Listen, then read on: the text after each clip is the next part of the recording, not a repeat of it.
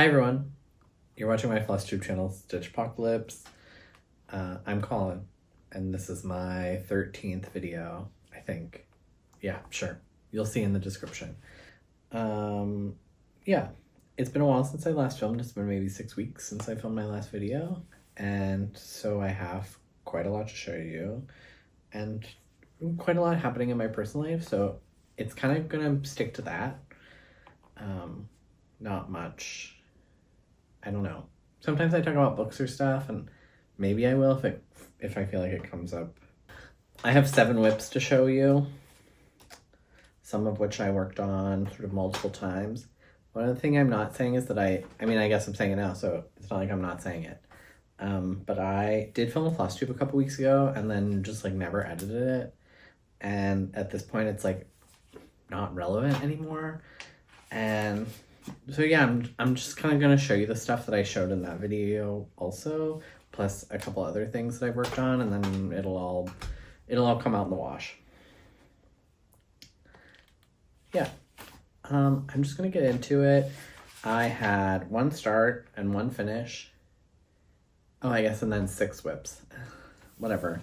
I'm going to start with my finish. So recently I finished Harrison, which is an animal cracker by Stacy Nash.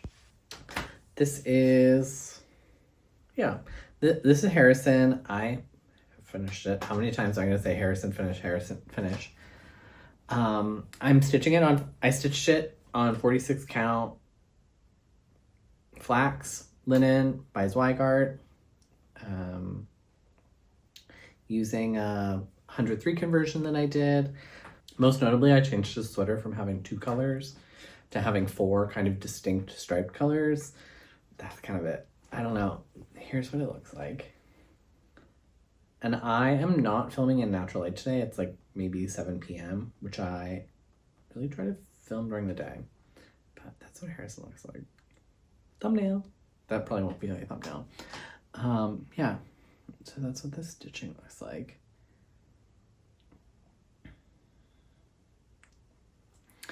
I really like stitching on the animal crackers. I think they're fun. I think they're easy. One day I'll stuff them all and put them in a basket, and me and you will be exactly the same person, and I'll just be like everybody else. Yeah, so that was my finish of Harrison. He's gonna go away now. And I really do try to always have an animal cracker going, so I've done, I guess this is my, Harrison is my 4th finished animal cracker, one of which I turned into an ornament and gave, a Christmas ornament, and gave to a friend. I'm going to restitch that one, but I try to always have them going because I think they're both really small counts, which I like sometimes, and also, I mean, not small count, but like I don't know.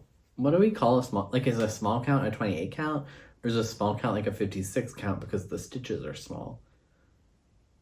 Whatever. I like having a thing where the stitches are a lot smaller, and so this is kind of, I always have an animal cracker going, and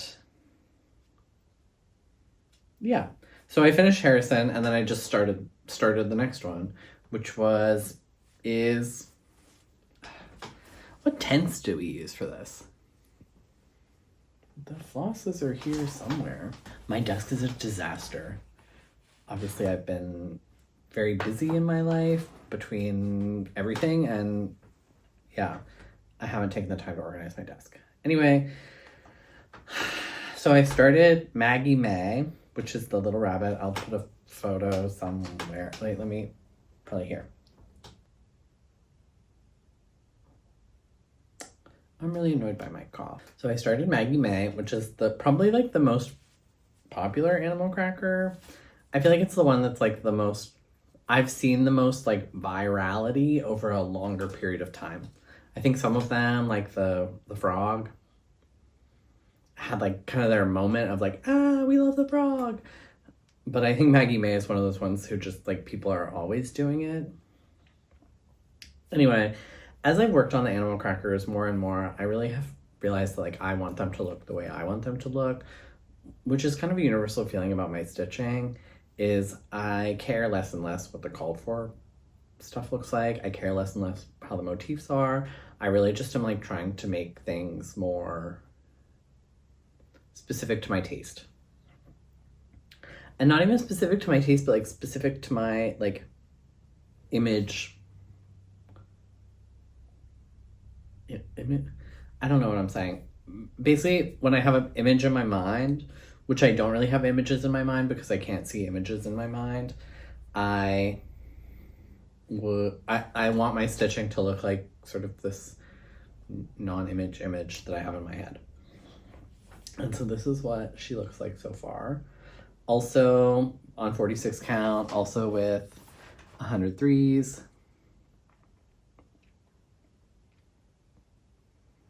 Very cute. The artificial lighting is making things look more yellow, I guess. More like this part here is like pink. And I think here it looks a lot more peachy, but it looks good, so it doesn't matter. These are the colors that I'm going to be using. So I'm really have just been looking for something brighter and more like, more vibrant, more sweet. I don't know, as time has gone on and I've been stitching more and more, I think the like prim look is becoming even less interesting to me. I think in the way that like, look, the tides are changing, right? The minimalism is like maybe not out, but that sort of like farmhouse, like, I don't know. Yeah, but that, I know what I'm trying to say, but I don't know how to say it. I just feel like for me, I was never super into that, like dingy farmhouse, primitive kind of thing. Like, I think I can get behind like, wait, this is crazy, but I kind of love, maybe not the ethos of the brand, but I kind of love Magnolia Pearl. I don't have anything by Magnolia Pearl. I think it's kind of psychotic, but I think there's something like very invigorating about it. Probably not, I mean, I don't find the racism very invigorating, but I do think there's something really fun about kind of trashy, like garbage hobo clothes made for like ultra wealthy women. And yeah. But I think that kind of thing is like on its way out in the culture, and the parts of it that are staying are the brighter colors and the like repair and the mending and the like the parts of that, not necessarily like the splattered paint and the like holes. But anyway, what I'm saying is I'm making her purple. Okay. And so these are the colors that she's going to be stitched in. She looks purple. But I'm doing her in this grayish purple color, and that's just that's Maggie May. I don't have much else to say about it, except for I absolutely like never prepare my fabric. I think I don't really prepare much, for being honest. Like, I don't have a script for these, which I'm sure you can tell. But I'm really bad at like just being like, okay, I'm just gonna stitch and I'll just like guesstimate where I think I should start and it'll be fine. And so the problem is like stuff like this happens where actually like if I had started her like over here, I absolutely would have been able to put another animal cracker over here, but I'm worried I won't now because I'm worried there isn't going to be enough space here because it'll be two. But I guess we'll find out. But this is kind of emblematic of the place where my sloppiness and my, like, the actual stitching that I'm doing is really clean. I'm pretty strict about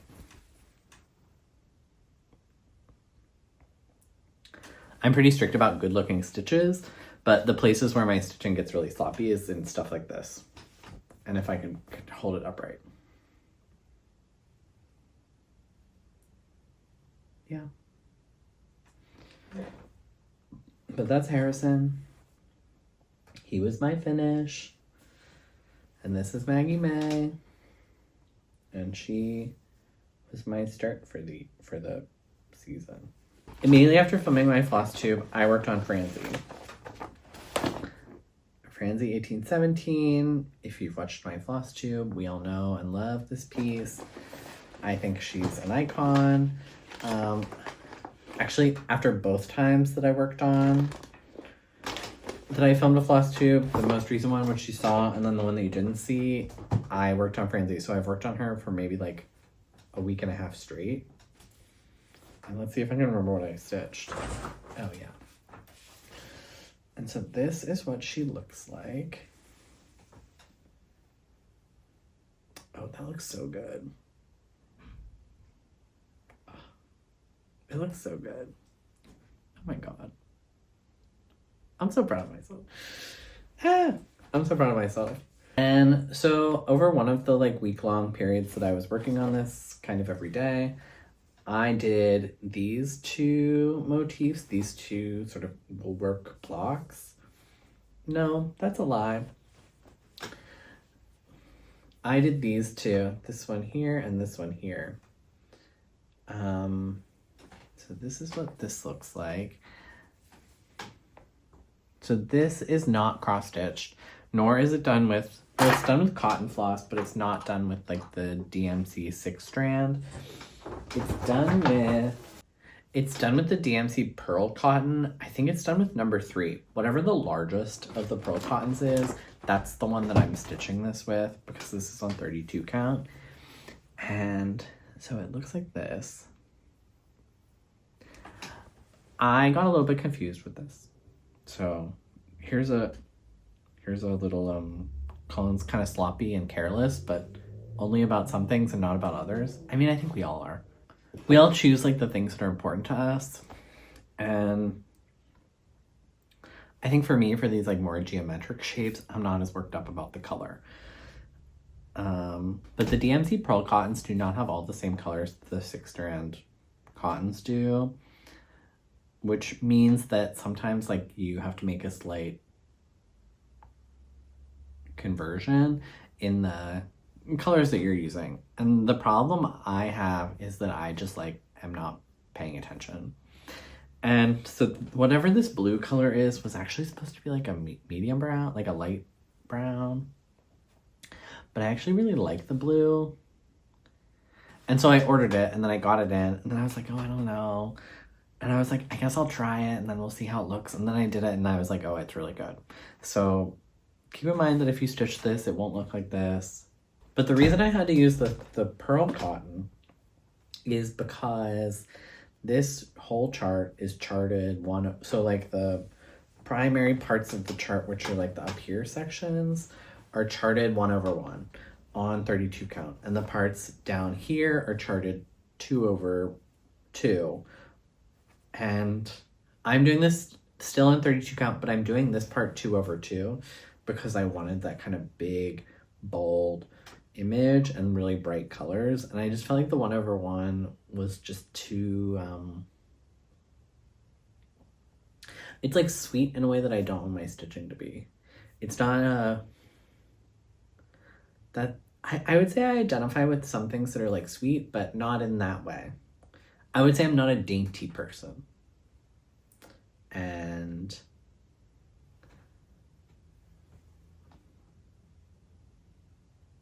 yeah, but that's what that looks like.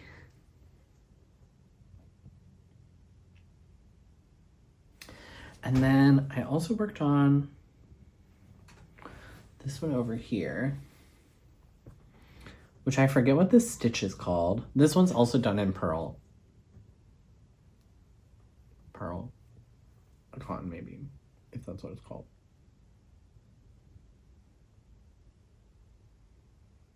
And both these just look so, I feel like they've really like pushed Franzi into a much more like extreme. She's always been extreme. She in terms of looks, I would say this is probably my most extreme piece. And I feel like every time I work on her, it gets more and more kind of like, okay, like, yeah.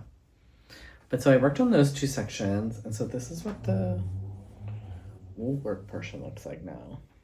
And I'm hoping by the end of the year, I will have like the full width done.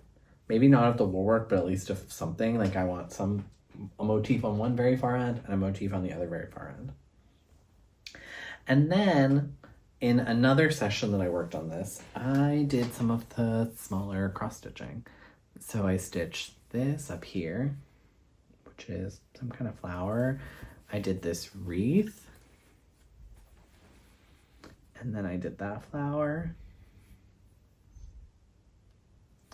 And then I did the outline for here. I'm putting it in my mouth. I guess I could put it under my chin, but then my beard will cover it up because I'm a masculine man with a beard. And so then I did kind of this part, which goes down to here, and then the border over here. And I think someone said in the comments of one of my early Flosstubes that these kind of black borders were guidelines for, it was either like slippers or for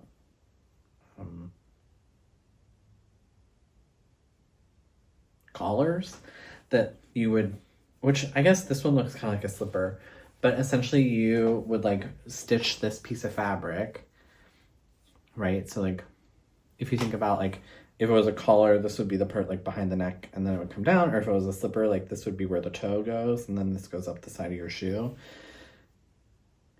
And then this is kind of, yeah.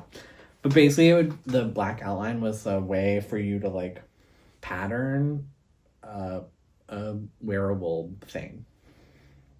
But I don't remember who said it, and I am bad enough responding to comments. I'm not going to go back and look to see who it was. So if it was you who said that, thank you so much. Love you. But yeah. But this is what Franzi looks like now. And honestly, I have a lot of pieces that I am like really, really proud of. And this is one that I like every time I pull it out and every time I work on it, I'm really, really excited by the work I've done. And yeah. But that's what it looks like.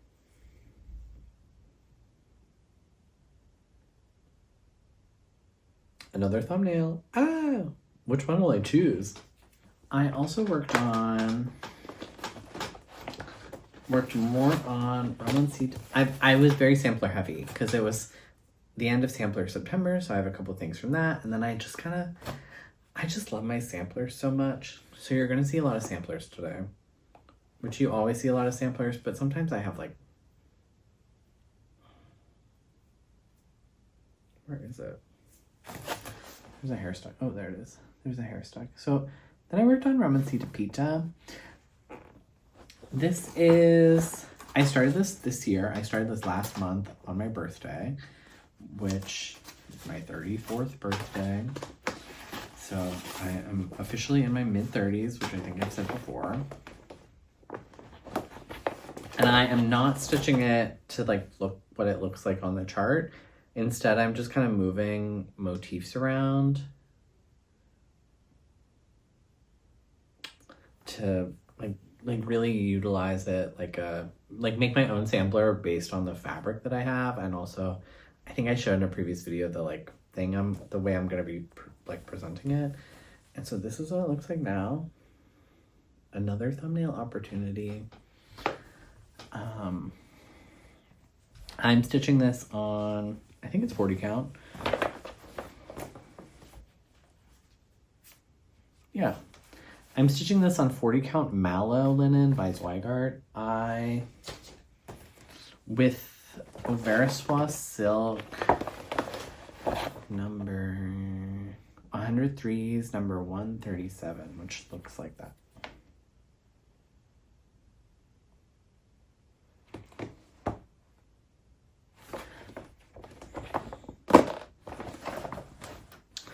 But this is what it looks like. And I'm stitching it, part of it's done 1/2, and part of it's done 1/3.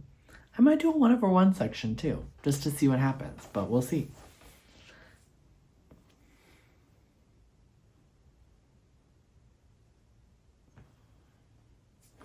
But so mostly this most recent time that I worked on it, I did part of the alphabet, and I think I was like here on the alphabet, and so I did all of this, and then this part down here, and then over here. And I also have done a running stitch across the top. In the original, she has like a much less not that this is an interesting border, it's a running stitch, but she has a much more work intensive border that is not very hard. Which is I'm doing over here. It's just like a back and forth kind of thing. And I was like, I think I want a top border just to like keep my motifs like in the lines, but I don't want to take the time to really stitch a border, so I just did a running stitch. And I guess in some ways that references the running stitch she herself did. In the original sampler, she does a running stitch in between the letters. So on the alphabet, you will not be able to see it. If I have the time, I am going to find a picture from Cooper Hewitt's website, which this is in the Cooper Hewitt. And I'll zoom in so you guys can see how she did a running stitch in between the letters.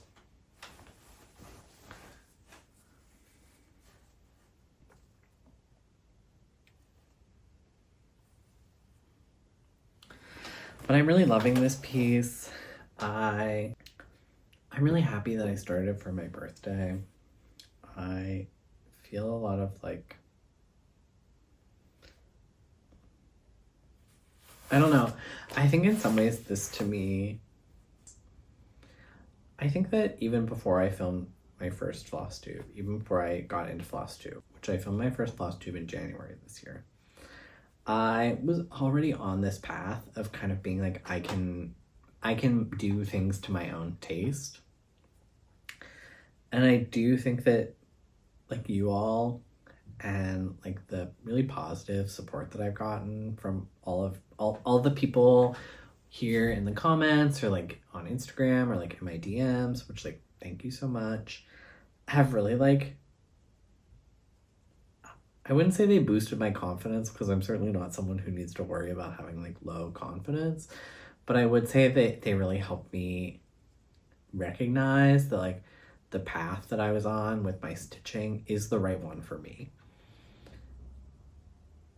And that I also think that if I was still felt really compelled to stitch like called for floss, called for fabric, exactly how it's charted, not moving any of the motifs around, not choosing anything differently, stitching would probably be a much more short-term hobby than it is going to be for me. I really can see a world in which I stitch for the rest of my life. I don't know if I'll stitch as much as I'm stitching now. I'm sure it'll ebb and flow, but I do think that I'm always going to be someone who has cross-stitch whips that I am working on. And this to me is almost like a Flosstube piece because I would not have been confident making these substantial changes and also not planning them. Like, I think that's also like a part of it is that I have really taken much more of like in the moment, following my gut kind of approach to the way I'm building out samplers from motifs of other samplers or whatever. And I would not feel as comfortable doing it or as like valid in my choice to do it if it wasn't for the really, really positive response I've gotten for you guys. And I like love that so much and I really appreciate that.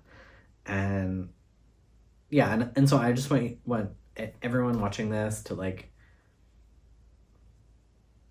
you all have changed my life for the better. And I not only have met some really, really wonderful people, but also like, you've given me like a hobby and a joy in my life that I'm going to have for the rest of my life. And I cannot express my appreciation enough. Okay. And so this is Ramoncita Pita. It's a Mexican sampler. that is currently in the Cooper Hewitt.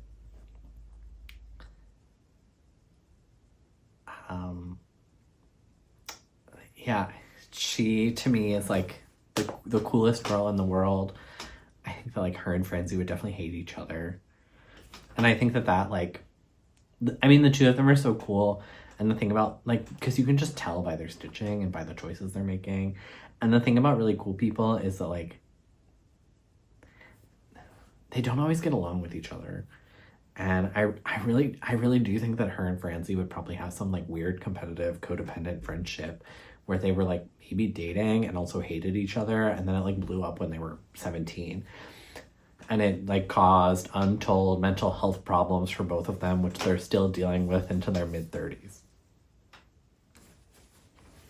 Anyway.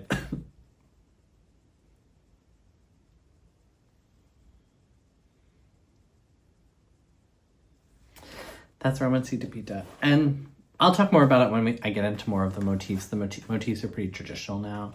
And I talked about it a little bit before, but I think the thing that I love so much about the original sampler is that she's obviously pulling from some sort of book, probably much clearer than a lot of other Mexican samplers, about the complicated colonial history of Mexico and also the landscape, which is cool.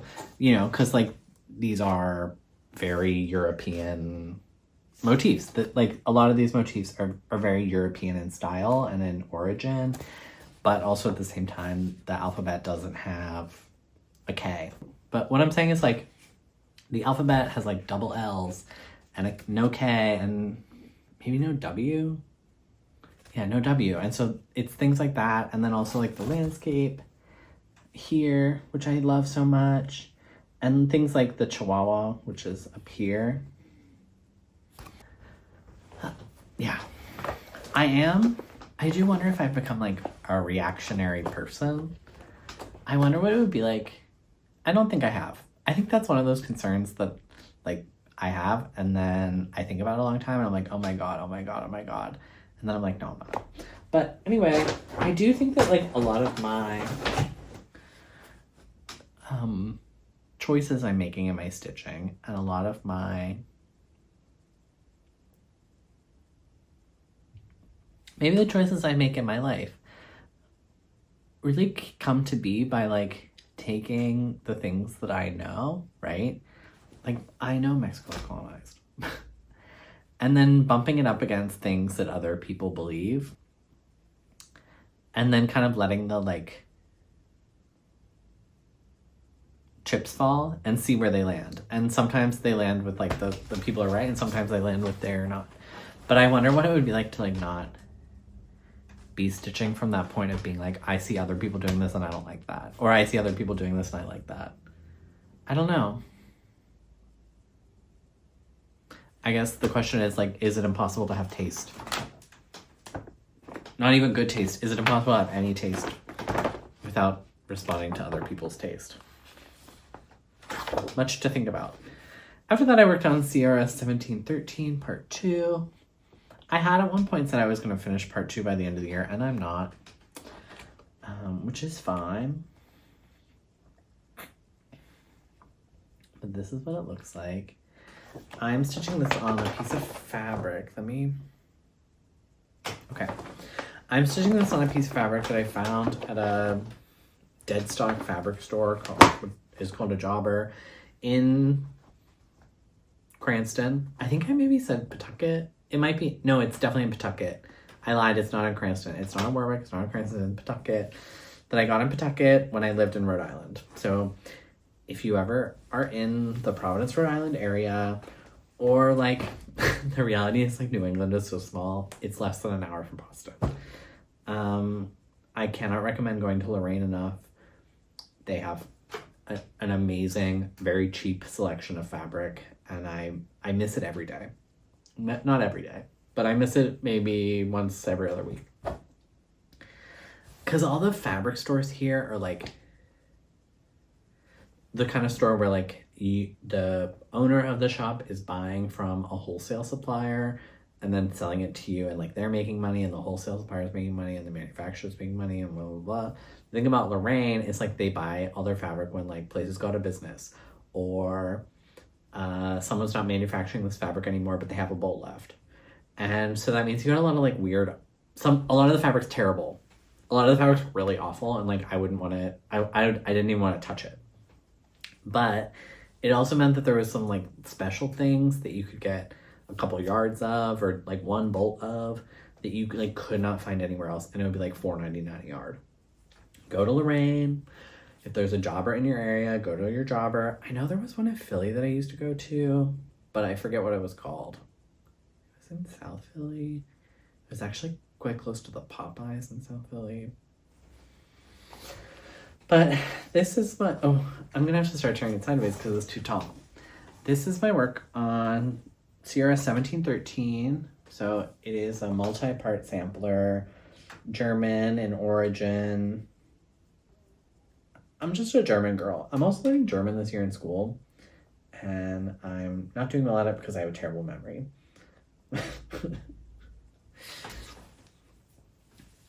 And yeah, so most recently I just did some of the little motifs down here. I stitched, these two people. Oh, hey gay people. I stitched those two people here, and then their little dog. I stitched the shamrock. I stitched these two birds. I forgot to stitch one of their feet in. I stitched that flower. And that's kind of it.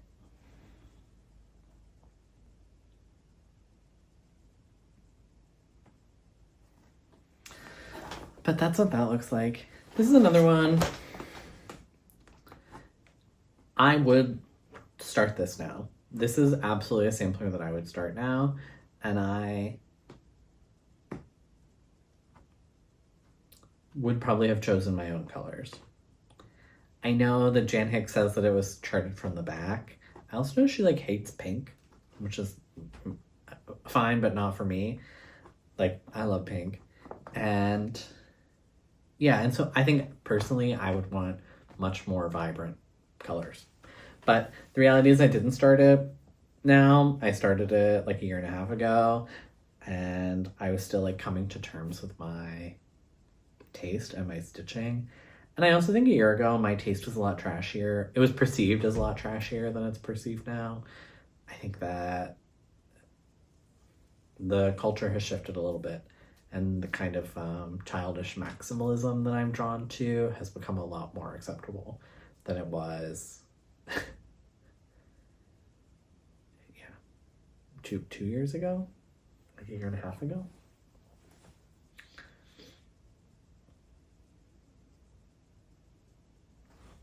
I don't know, but that's what it looks like. I realized I'm not showing you the back of anything, and that's fine. I'll show it to you another time. But that's what it looks like.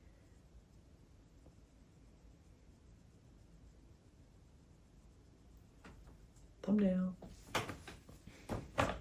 Oh, 3 more whips to go. This will be a pretty long one. It's like almost cried. What a mess.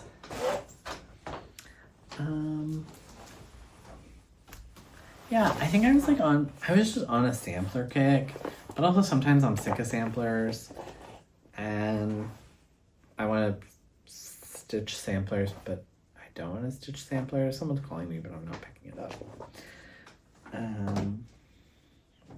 And so then I worked on the winter sampler by Kooler Designs. This is one of 4 seasonal samplers. This is the first of these that I started. This is designed by Sandy Orton. Honestly, if anyone ever asks you about like Colin's taste in cross stitching, I want you to say 2 things. He loves like traditional samplers with really, really vibrant colors. Well, I guess maybe non-traditional, but like antique samplers with really, really bright colors. And he fucking loves Sandy Orton. And I need you to say the swear word because quite frankly, it's like, it's the truth. I fucking love Sandy Orton. Yeah, I think she's the greatest cross-stitch designer of all time. I think she's a god among men. I think that everything she has done is amazing and spectacular and blah, blah, blah, blah, blah. Y'all know the deal. I talk about it all the time.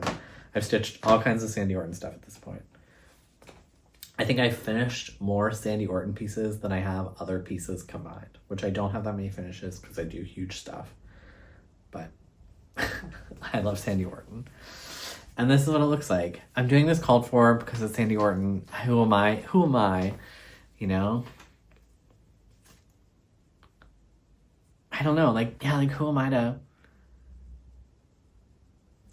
to challenge a god? Anyway. This is what it looks like right now. So this is, yeah, Winter Sampler by Sandy Orton. Whenever I stitched on this a couple weeks ago, did the clock and the banner that was in front of it, and then some of this banner that comes up to here. And then I did some of the back stitching.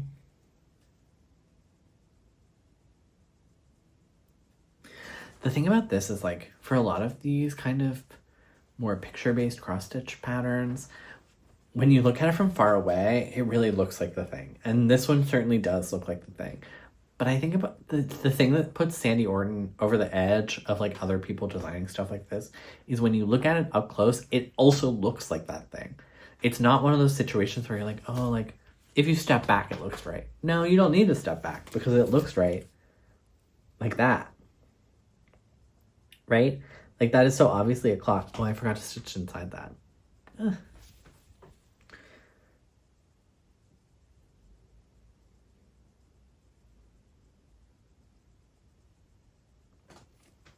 And, like, the dimension she's able to get, the texture she's able to get, the depth of image that she's able to get. I just love her so much. But this is Winter Sampler. But that's how it looks.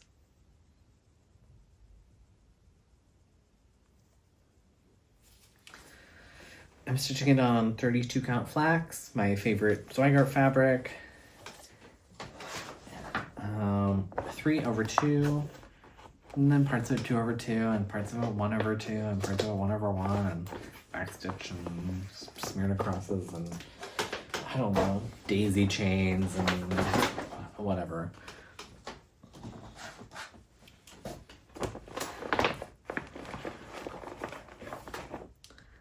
I'm about to show a clown, so if you're scared of a clown, you gotta go. Then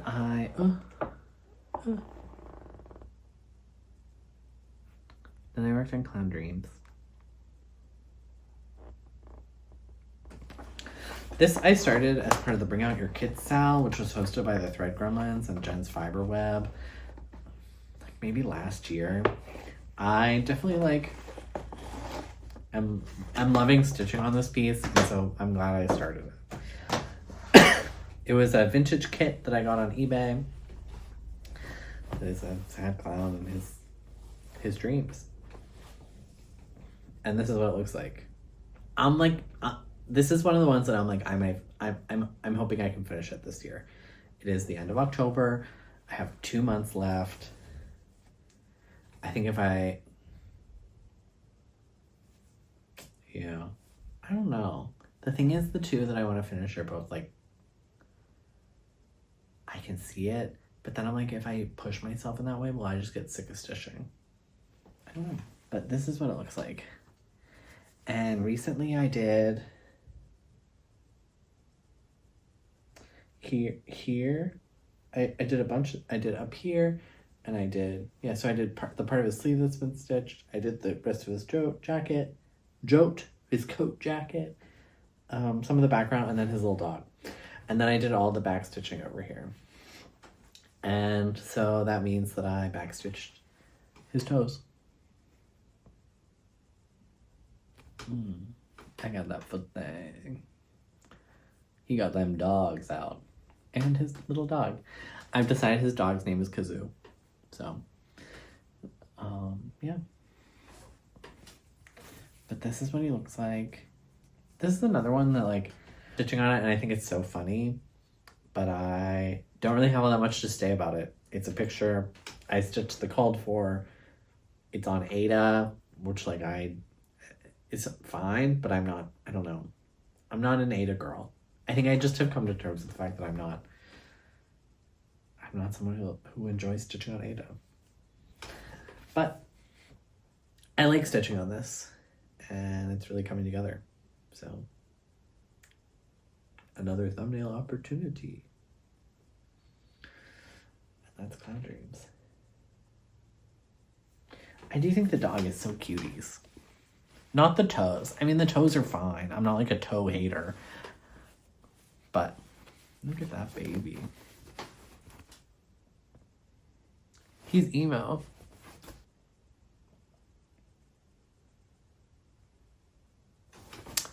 That's Clown Dreams.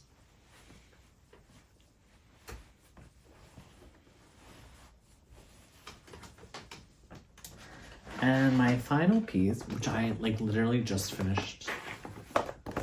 No, I didn't finish it, but like the portion that I've been working on, I put it down maybe an hour and a half ago. So I stopped doing it. I made dinner. Very fast because I just had like ramen. I, for a long time, was like a bulldog extra creamy carbonara ramen fan.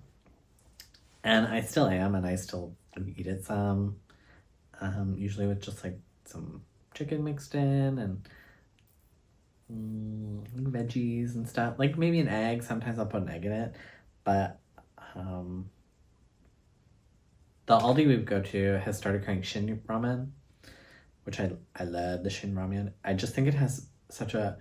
It's not as spicy as the bulldog, which I kind of miss the spice, but... Anyway, all that to say, I put my stitching down, I made lunch, I made dinner, and then I started filming this Flosstube. So this is... I don't even know how to talk about this anymore, because at this point it's transformed so much that it doesn't look like the chart at all, or that much. This is ANNO 1817 by Reflet Soie. I'm stitching this on 32 count smoky white by Zweigart. 2/2, 1/2, 1/1, and then with some like back stitching. I also have moved stuff around and I put a quote in the middle. And for the lettering of the quote, I'm using, I put a quote and I put some initials in. And for that, I'm using a couple of the alphabets from this, which is Hannah Wilson from the Needlework Press. And this is just a alphabet sampler. I am never going to stitch this sampler, but I have really started to want a couple of different styles of alphabet samplers that I just have it kind of hanging around. And I can pull out one, like when I'm putting a quote in. And yeah. So this is what it, this looks so good.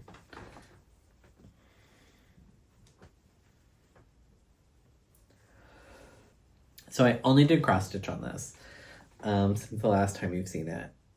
And it looks like this.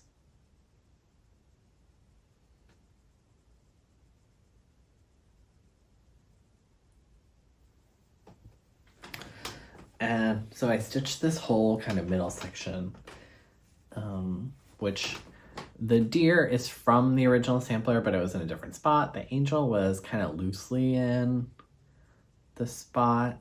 And then I put this quote, which is from an Addison Rae song, because I think there's something really crazy about putting something as, to me, Addison Rae is such like a 2025 pop musician on this, like, whatever, but it says, I know the lows are what makes the highs higher. So I tell myself this is a reminder. Life's no fun through clear waters. And I stitched this 1/1 because the quote was too big, but it looks really good.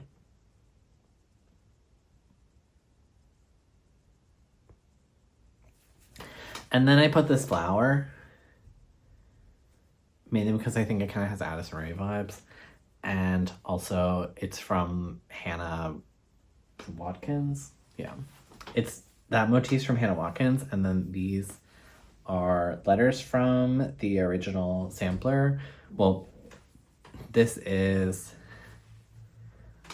I would assume, the girl who stitched the original sampler and then the year she stitched it, which those numbers and letters were kind of like elsewhere on the sampler, but I kind of put them together here. And then I put my own initials here. And I'll put the year down below it when I finish it, which I hope will be this year, but might be next year. So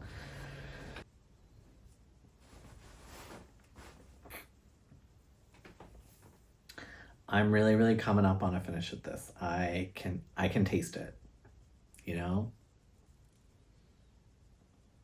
I can feel it coming. I just like know I'm gonna get a good, like a finish on it. And I hope it'll be before the end of the year. But it just looks so good.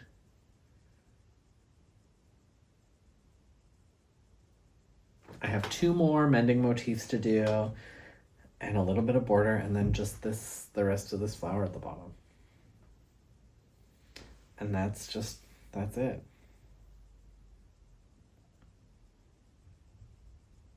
So,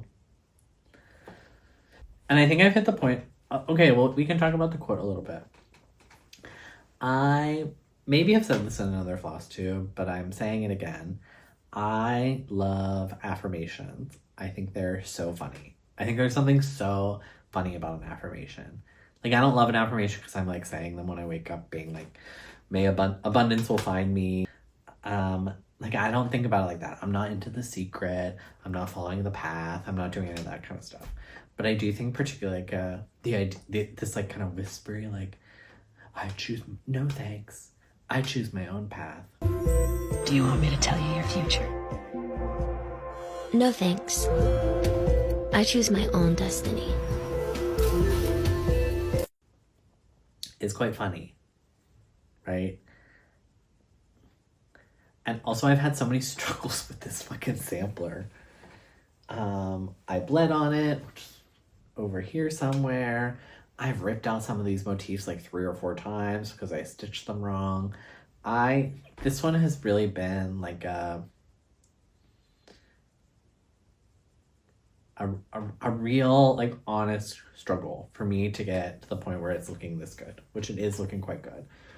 And so I like the idea of putting a quote in it that kind of references the difficulties I had in like making it, because it was just so much harder than anything else I've ever worked on before, or probably will work on for a long time. Mainly because of this, I've gotten so much better that a lot of the stuff, like the blocks in Franzi, which are not cross stitch, which are different types of embroidery, I think previously I probably would have struggled with them a little bit, but I don't struggle with them now because I just like really now have a much better understanding of the different ways that like fabric and floss can interact, and the different ways you do things, what kind of interaction that causes. And I just like, yeah, I don't know, but life is no fun through clear waters. And yeah, so I just wanted to put a quote on there that kind of referenced, one, my love of affirmations, and particularly like bad, like vaguely sexy ones, and also was both like very honest about the difficulties that I've experienced making this sampler.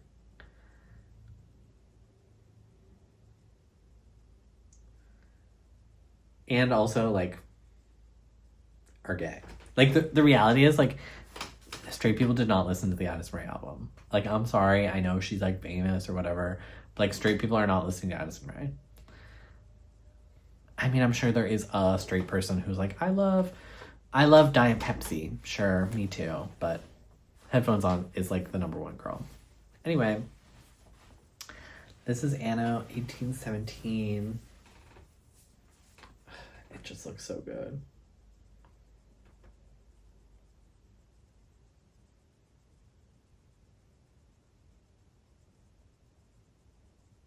I have kind of a loose idea for how I'm gonna finish it.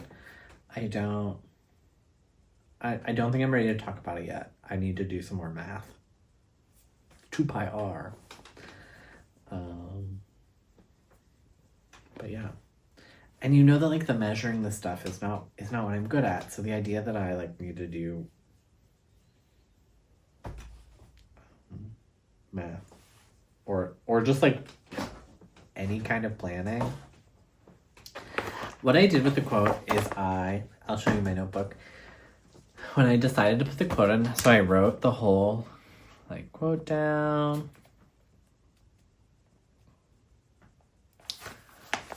Okay, so this is my notebook. I show it in every video. This is where I keep notes on all my individual projects.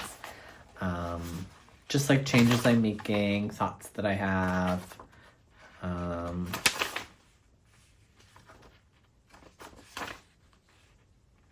Yeah, so basically this is my, where I'm like note taking different stuff about it. Every page is different because it's for different. But so this is the 2 pages for headphone for ANNO 18/7.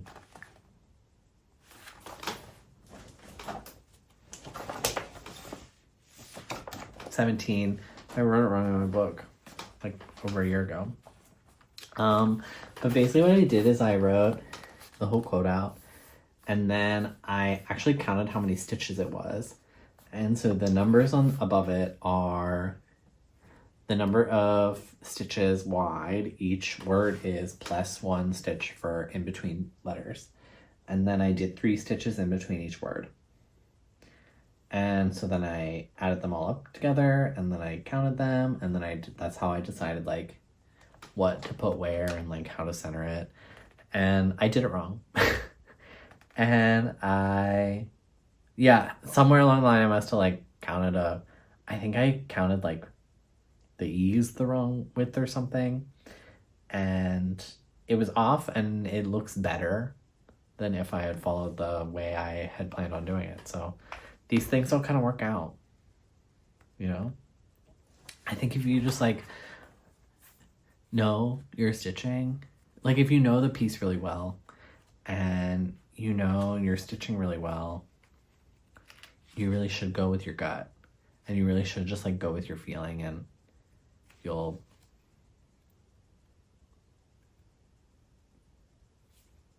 work out. Life's no fun through clear waters. I know the lows are what makes the highs higher. We can talk about life a little bit. And then I'm gonna go, because I've been filming for over an hour. Things are going okay here. I think I, like everyone, am obviously feeling the money squeeze, the financial squeeze that's happening. I would say if you are not feeling any kind of financial squeeze or not feeling any kind of financial anxiety, like, I don't understand you. Yeah, and so maybe I haven't done, we've certainly been going out to eat less. And I've been cooking a little bit differently. It's gotten cooler again here, which means I can use my oven again. And so I'm cooking again in kind of more interesting ways. But also just trying to be like conscious of the budget. And I have been buying almost nothing for cross stitch. I had also hoped, I had like a couple goals that I decided a couple months ago, like for the end of the year. And I know that one of them I am not going to meet is that I had hoped to have a full DMC collection, is that I hope to have every single DMC color, and I will not, and that's fine. But yeah, I think I also like, okay, I don't think I've said this before, but I also work at a grocery store. So I work in the, I'm not going to say which one, but like, if you can't figure out which one I work at, like, I don't know what to tell you, but I work at what I would consider like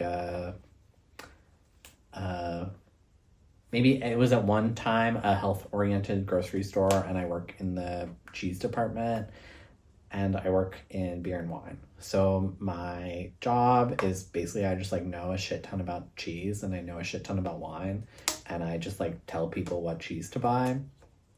And so I actually do have like a pretty good, but I don't work at the one here in the city. Like, I mean, I guess I should just say, but I don't know why I don't want to.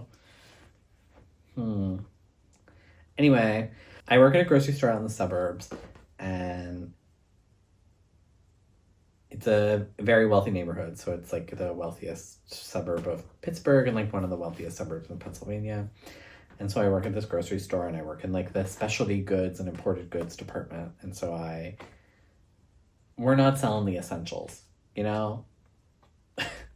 Nobody's starving to death because they can't buy Mimolette.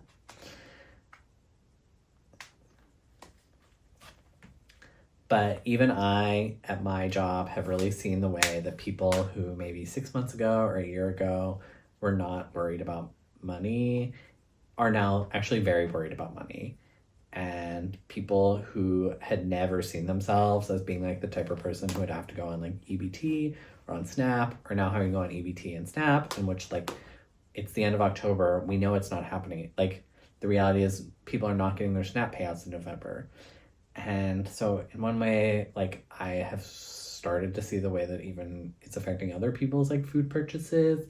And I'm like very apprehensive about what the next couple weeks is going to look like for me at work. Because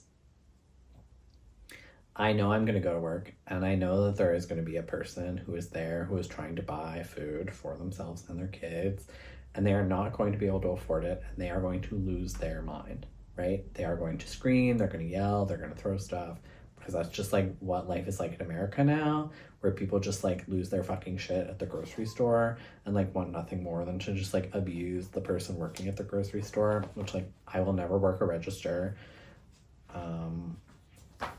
Mainly because I just like don't have the temperament for that kind of thing. I just like, I just don't have the temperament to handle that kind of thing. Not that I'd like yell back, but I do think I would just be like, go fuck yourself. Like get the fuck out of the store. But the problem with like the EBT SNAP thing is like, it's different when it's a person screaming at you because they like bought strawberries like 4 months ago and now they're moldy and they're mad that they can't return them, versus someone who like is like literally unable to feed their children, right? And so it's this like complicated thing where I know like not next week, because I think it wouldn't come through until the 6th anyway, but like the week after, people are absolutely going to come in and they are going to be really, really, really stressed about money and about food, and they're going to lose their minds on the people working at the grocery store. And they're not going to be wrong. This isn't like a woe is me, this starving person is mad. It's more one of those things where like, I guess I've been feeling recently that the world has kind of put me in a couple different situations where no matter what I do, I'm making the wrong decision. I think that is one of those situations that like,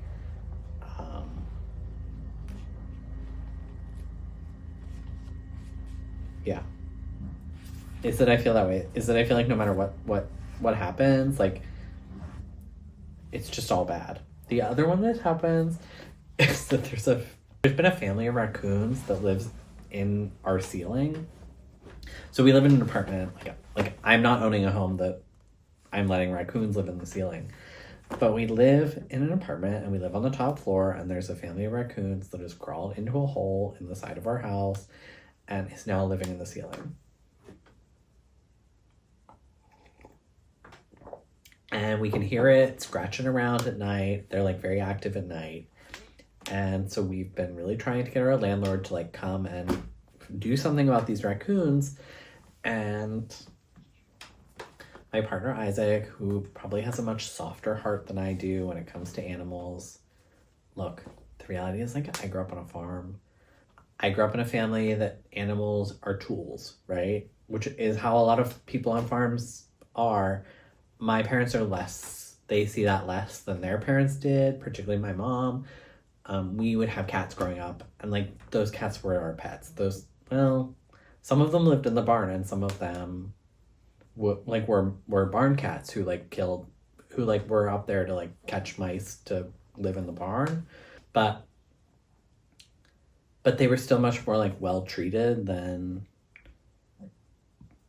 like my grandparents would have treated their animals, because for them they were farmers. Animals are tools. And yeah, obviously my partner Isaac did not have that experience, and so he just like shows such compassion towards animals that I'm like, I like animals. I think they can be really cute. I think I can really love them. I don't think they're tools in that way. I don't think they deserve to be mistreated. But I do think that the whole situation with the raccoons and with our landlord has gotten really bad because they like ignored us for a while because it's really expensive to like get somebody to come out and take care of raccoons as opposed to rats. I think they just hoped we would go away, and we didn't. And then they kind of sent out these like fake animal trappers to do it, who was definitely just like a roofing company that they were paying like shit. And yeah, and then at one point like they had caught a raccoon in this trap, but they like wouldn't come and pick it up, and so we had to call animal control for the city, and then like animal control came, and then was like, the people who caught this raccoon are absolutely not like registered raccoon trappers. Like they do not have a permit. This cage is too small. This like animal was essentially being tortured while it was in this cage, which like it was probably out there for like 10 hours by the time we saw it, because what like it's on the roof. I don't know. And so it's been this like really, really like stressful thing where now it kind of feels like there's definitely still raccoons up there. And like, obviously our landlord isn't going to handle it right? Because they've hired these like kind of scammy, obviously these people are not doing it right because they were like essentially torturing this animal. And then on another instance, they caught a second raccoon that was like a baby raccoon because they put all of these traps on the roof. The whole thing is just it's so bad. And they were like joking they were going to like throw it off the roof. And it was just so horrible. And yeah, and so like the people that our landlord hired are not going to trap these raccoons in like a humane way, which I'm really upset about. And our landlord obviously isn't going to do the right thing, but we still have raccoons that are living in the ceiling, and like we can't have that. Like, I'm sorry, I am not living in an apartment that has raccoons living in the ceiling. Animal control won't do anything about it because they only do single family homes. And if it's an apartment building, then the landlord is required to handle it in the city of Pittsburgh. And so we're in this kind of weird limbo where we're like calling different people like at the city or like at our landlord, trying to like find some way to force our landlord into getting rid of these raccoons that live in our ceiling in a humane way where they're not just like being tortured. And so that's really bad. So those are the two bad things that have been happening in my life. We went to Falling Water a couple weeks ago, which was really amazing. I had never been, which is crazy because I grew up like maybe 40 minutes from there, and we would go to Ohio Pal all the time, but we never went to Falling Water. And yeah, and so that was like really amazing, and I had never been before. And we went because our friend was doing an artist residency at Falling Water. And so we got to go, and they live in Seattle, and so we hadn't seen them in a while, and so we got to go and see them and just spend time with them and kind of be like in nature and be like in this beautiful like architectural space. And yeah, it was just very like, ugh. I almost said something crazy. I mean, it's not that crazy. It's just like kind of the kind of thing that like abusive queer manipulators say, which is like, it was very healing. But yeah, it was just really special to like have a good friend show you around this really beautiful place that you've never been to. And yeah, it was amazing. If you can get to Falling Water, I would definitely recommend it. School's been going really well. Midterm grades came out. I have all A's so far.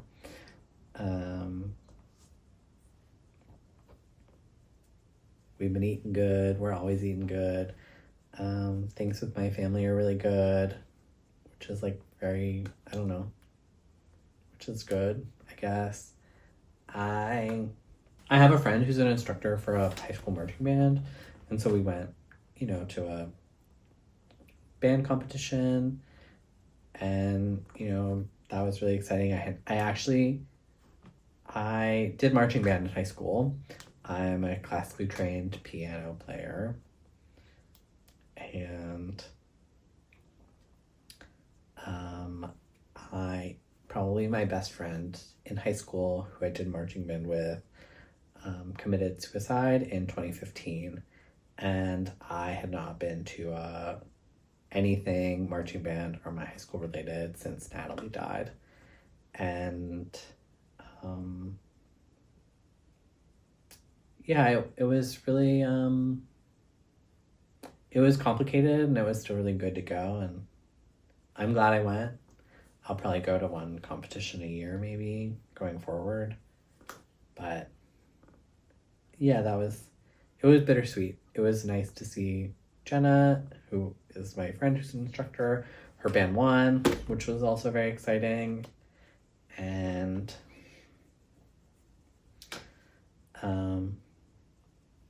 yeah, I think I just felt just a complex range of emotions, which I guess is just part of like being human and like getting older, like experiencing things that you maybe never fully move on from, but are kind of just always there with you. So, but it was good. Yeah, it was good for me, and it was good to see my friend succeed at something, and we had some really amazing wings afterwards at this freaky kind of terrible bar in Oakmont, but the wings were really good.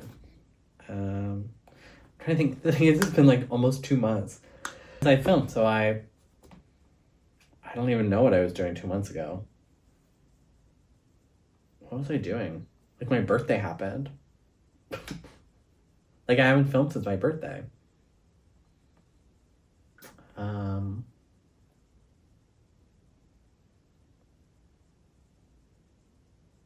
Yeah.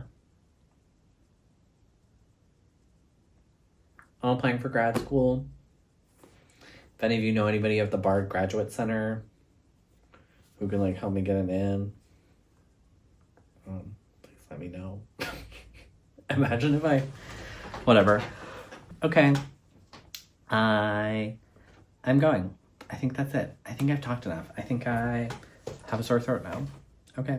Bye. Thanks for watching. I always appreciate you all so much. Thank you.